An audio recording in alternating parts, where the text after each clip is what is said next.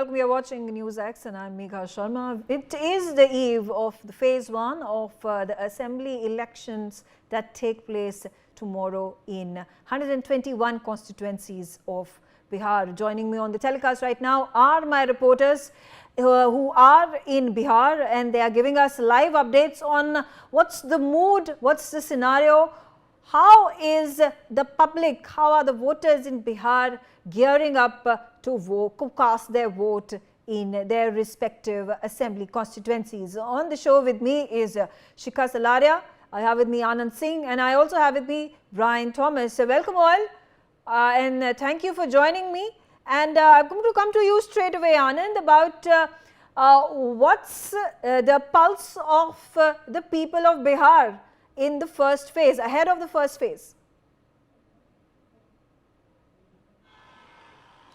Yeah, Megha, look, given the fact that the first phase elections will be witnessed in 121 constituencies, so clearly the Mahagathbandhan and NDA, both the alliances are looking to have a good show in the first phase. But what the people here have to say on this, we spoke to a number of people over here, and they clearly mentioned that the caste arithmetic is going to play a crucial role in this high-octane battle of Bihar. As people mentioned that Mahagathbandhan, which is relying on the votes of the Muslim and Yadav communities over here, and they said that in many of the districts they sense that even if 15 or 20% of the minority or Yadav votes get diverted to NDA alliance, then it will be a big dent for the Mahagathbandhan. Whereas they also maintain that if 25% of the EBC votes, that is very crucial, as these are the votes which goes mainly directly to the NDA alliance, especially Nitish Kumar led Janata Dal United, then the election figures and election results will be completely different over here, as Mahagathbandhan will then have a very clear edge over the NDA. So clearly, even as the Mahagathbandhan, it is hoping that in the first phase of this election, out of 121 seats, they are hoping that they will be getting around 74 to 76. But then have you spoken to people on the ground? You're in Patna right now. Have you spoken to people? What is it that the people are talking about? What are the key issues? What is it that concerns them, and on the basis of which they will cast their vote?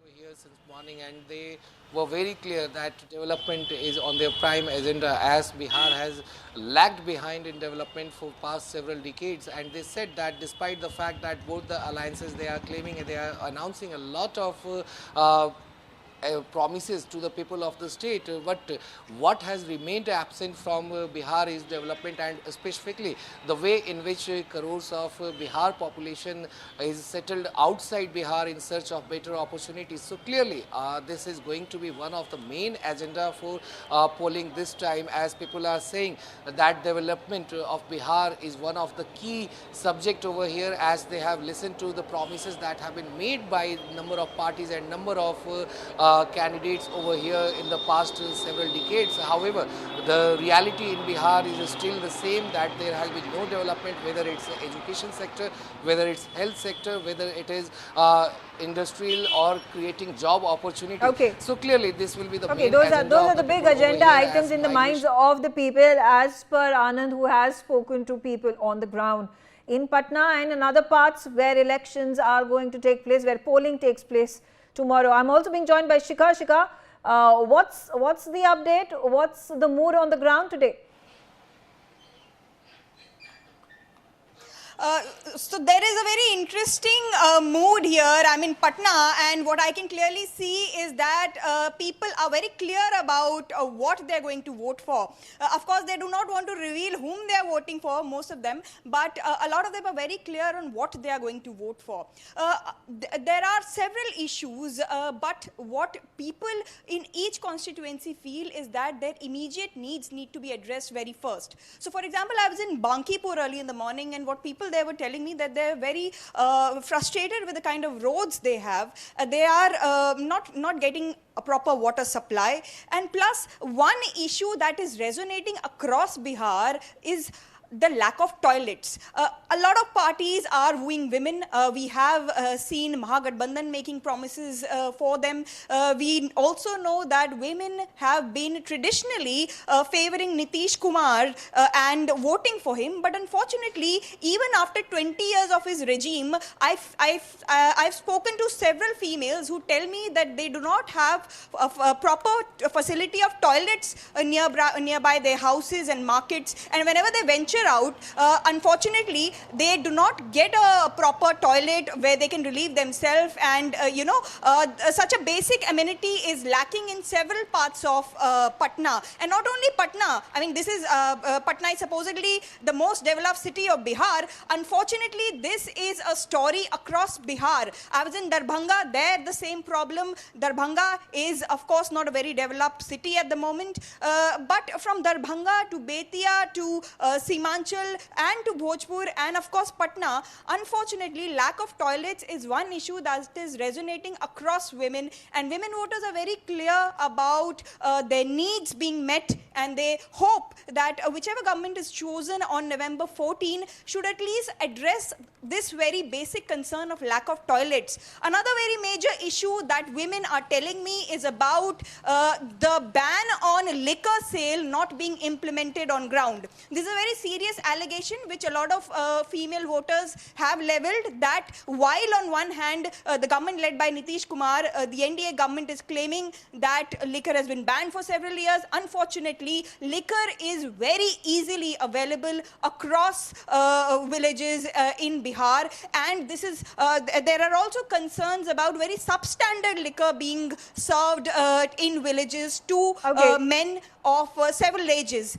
So these two concerns are resonating within women, Medha. Okay. Stay back with me, Shikha. I'm also being joined by Brian Thomas. Brian is also in Patna. Brian, talk to us about your day. Who all did you interact with, and what are people actually saying? Medha, clearly as of now, we've been on a digital itself today. We've been interacting with a lot of leaders. We interact with few independent leaders, we interact with few NDA leaders. We also interact with Jan Swaraj leaders, and not only that, the people itself. Now, very importantly, while we come to Patna, and then yes, the stage is all set, several neighborhoods mirror the broader challenge that have dominated the Bihar campaign. Let's put it very straight here. Now, there are areas like the Kankerbagh, Patna city, Fulbari Sharif, they are continuing to struggle with traffic congestion. There is poor drainage, there is waterlogging situation, because 2 days back there was incessant rainfall that was dominating Bihar, and that was causing a waterlogging situation. There was even recurring complaints that resurface every monsoon. Now, talking about Sabzi Bag and Kadam Kuan, small traders, daily wage earners cite inflation and rising rent as major concern, saying that their earnings have not kept pace with the cost of living.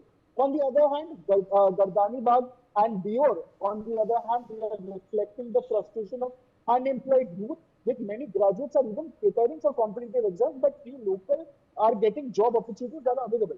Now then comes the residents of Digha and Danapur. They are pointing to encroached roads, erratic power supply, and frequent flooding along the Ganga's low-lying stretches are symbols of administration neglect. Meanwhile, in Patlipura and Rajendra Nagar itself, it has been clearly stated, it has been clearly even known that we are speaking to many people itself. They say that parents are also voicing their concerns over deteriorating public school standards and overcrowded government hospitals like the PMCH and MMCH. Not only that, healthcare is one flashpoint that needs a particular particular lookout after repeated delays in redevelopment. Not only that, there's another road called the Bailey Road and Ashok Rajpath that are also getting a lot of complaint about prolonged construction work, lack of traffic management, and even another very important problem that the people of Patna are facing is worsening air quality itself. We've been seeing in Delhi the air quality is going 400 above. Here also people are struggling with air quality above 200, above 300. Although and altogether clearly these local grievances from poor civic infrastructure to unemployment also that people are facing. There is some problems of education. Okay. Really turn Patna also in this issues that is facing and is going to be a major highlight during Bihar election. Yes, Nika. Okay, all right. Brian, stay on with me. Let's come back to Anand. And Anand, I do want to, talk about all the important constituencies. And first of all, Raghopur, the constituency from where Tejasvi Yadav has won consecutively twice over. This is the third time he fights the election, and the likelihood of him winning is quite the, it is a given that he is going to win the election. But how does this impact RJD's performance overall, keeping in mind last two elections also have been good performances given by RJD led by Tejasvi?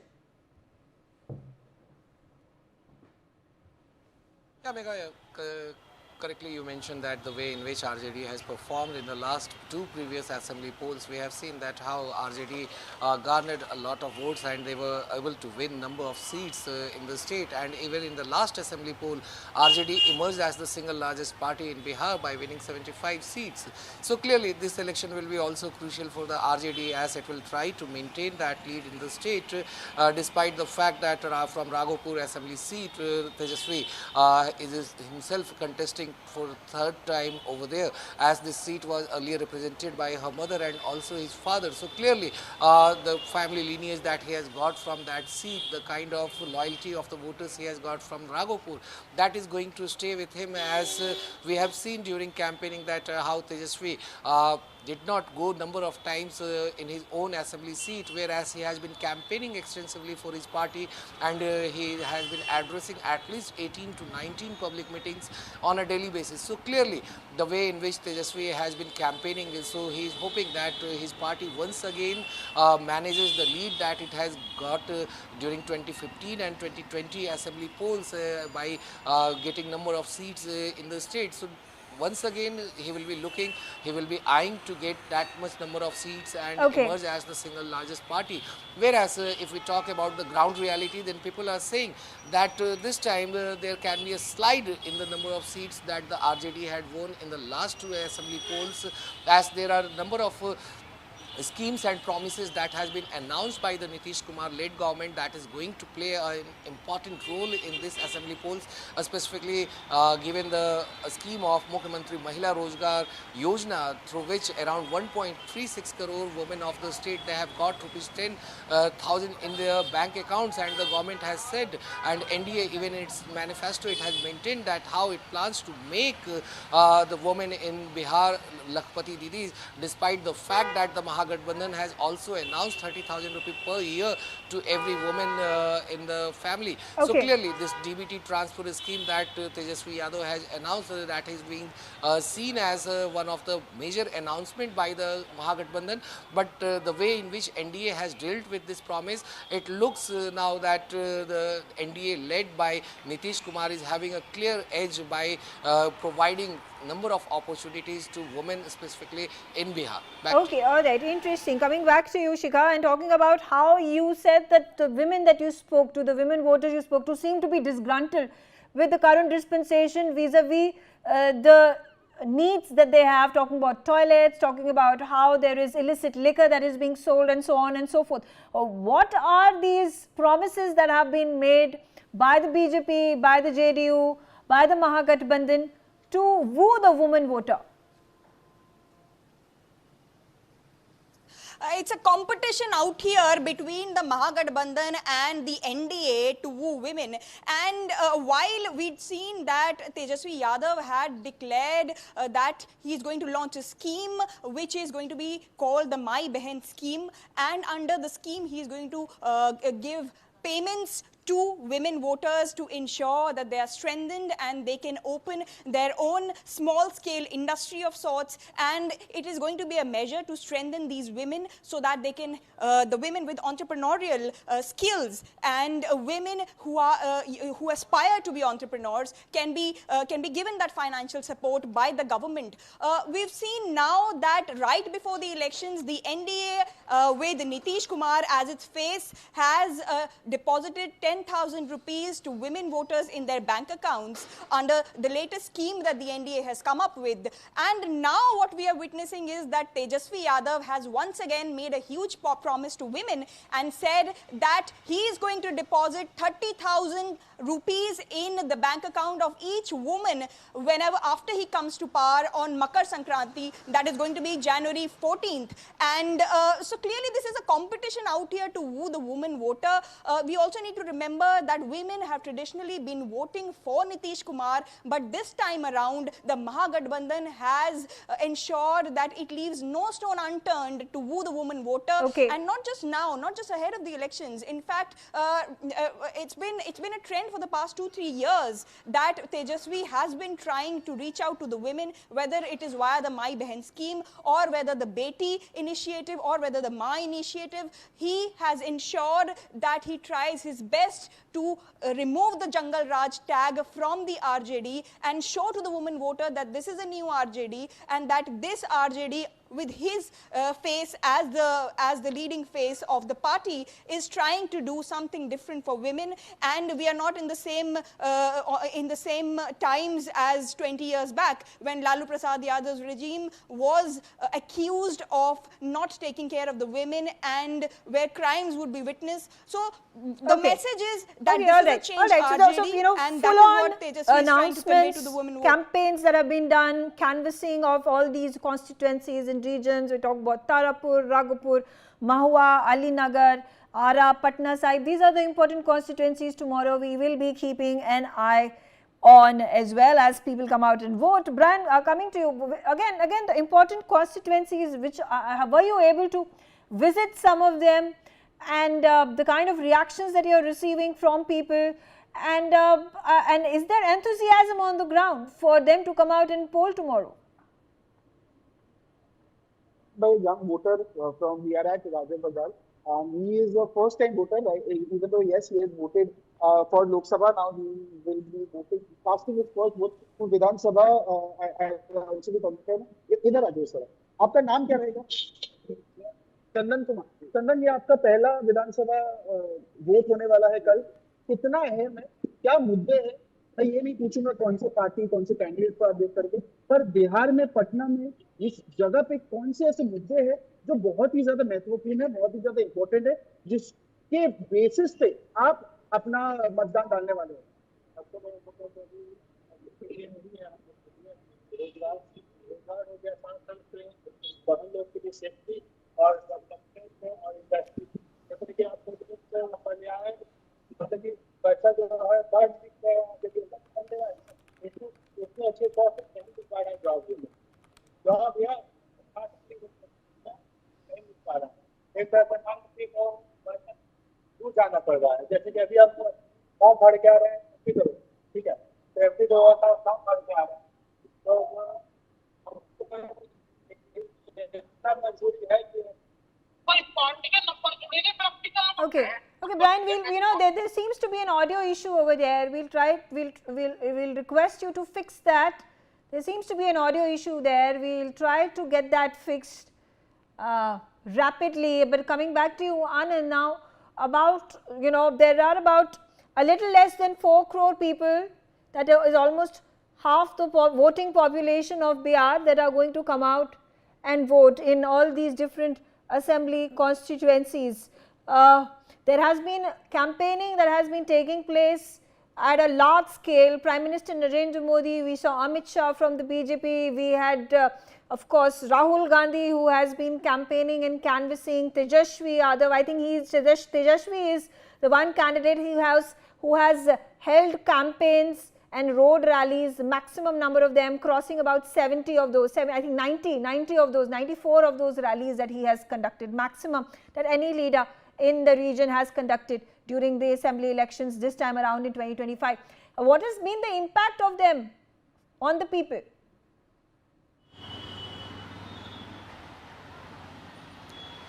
Yeah, Megha, look, both the alliances, that is the NDA and the Mahagathbandhan, they both have campaigned very aggressively, despite the fact that Mahagathbandhan in the earlier stage they lagged behind. But once Tejasvi Yadav took the charge, he led the campaign for the Mahagathbandhan as he addressed more than 90 public meetings in the last 10 days. So clearly, this has given an edge to Mahagathbandhan. But given the fact that the kind of a star power that BJP and NDA has with Prime Minister Narendra Modi, Union Home Minister Amit Shah, UP Chief Minister Yogi Adityanath, Defence Minister Rajnath Singh, and several top leaders from the BJP specifically are coming to Bihar and holding multiple campaigns across the state.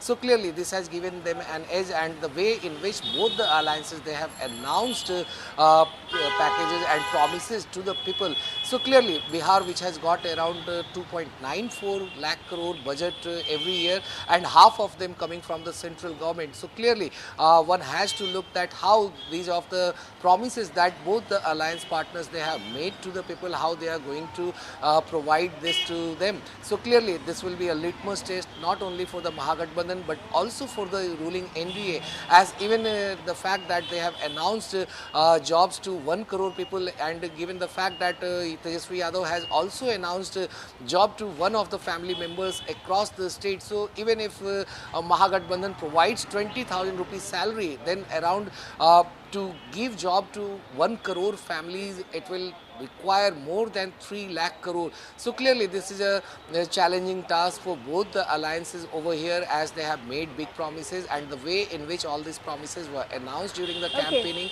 So clearly this will have a major impact in Bihar polls, as people are looking the way in which Bihar has been ignored. This is what most of the voters have complained, the way in which there is complete neglect of education as well as health sector, for which people have to migrate from the... Shikha, and the question that I do want to ask from you is about these poll promises that have been made in terms of the large rallies that have been conducted, and more importantly the accusations and counter accusations made by these politicians. You know, the big highlight was of course the SIR that was conducted by the Election Commission. The case was being heard in the Supreme Court. Rahul Gandhi has once again held a press conference earlier today talking about accusing the BJP and the Election Commission of colluding, and theft of votes is what he has accused the BJP of.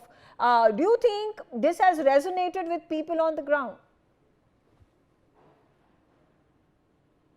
Well, vote chori has been one agenda of the Congress and also the Mahagathbandhan, which has definitely resonated within a section of the voters. What we'd seen in the Voter Adhikar rally, which was held under the leadership of Rahul Gandhi in Bihar, has now, again resurfaced, and we've seen that Rahul Gandhi, after he addressed a press conference in Delhi, it was not just a mention about the Haryana Assembly elections and the vote chori that had allegedly happened that time, but he had also ensured that there were voters from Bihar in that press conference, and who had also said that their names were also missing from the voter list. So what Rahul Gandhi has done is not only mention about the alleged vote chori in Haryana, but also touched Bihar, because Bihar has become the talking point at the moment. Now, when I spoke to the leaders of the NDA, they have clearly dismissed Rahul Gandhi's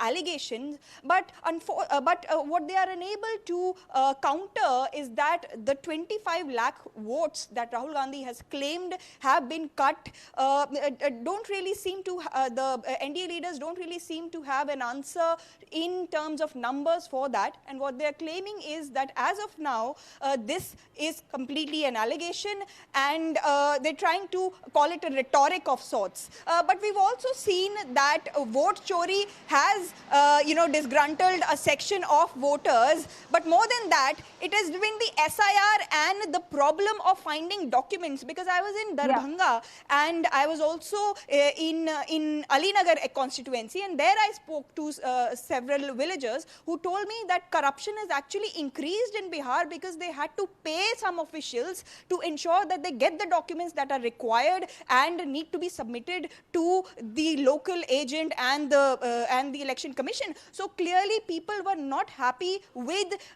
the problems that they had to face during the entire exercise, and they feel that it was forced upon them at a time when they were not prepared for it. Okay. Elections, they were heading for elections and they were preparing to vote, and while they had been, they would have possibly gone to vote, just days before that, you're putting them through this trouble Okay. of actually finding documents that Okay, several all of right. them did not Documentation have. process, tedious process. There were some documents that were missing. They did not have their Aadhaar cards, or in fact, even if they had their Aadhaar cards, they were not being validated as a valid proof, which was obviously overturned by the Supreme Court. So a lot of complications, complex things that went on in this entire case, in the court and outside of it as well. Okay, whether it will impact the voters' decisions remains to be seen. Brian is back on the show with me. Brian, you have some people with you.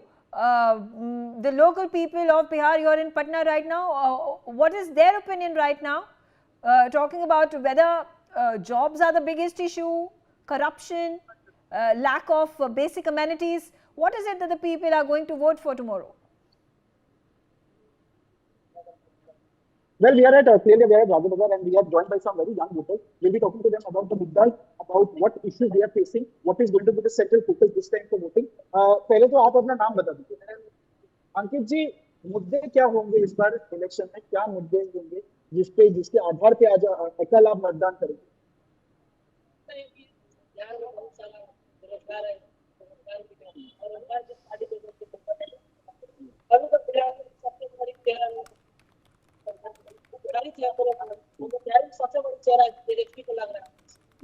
आपके हिसाब से मुद्दे क्या होंगे जिसके आधार पर कल आप मतदान करेंगे?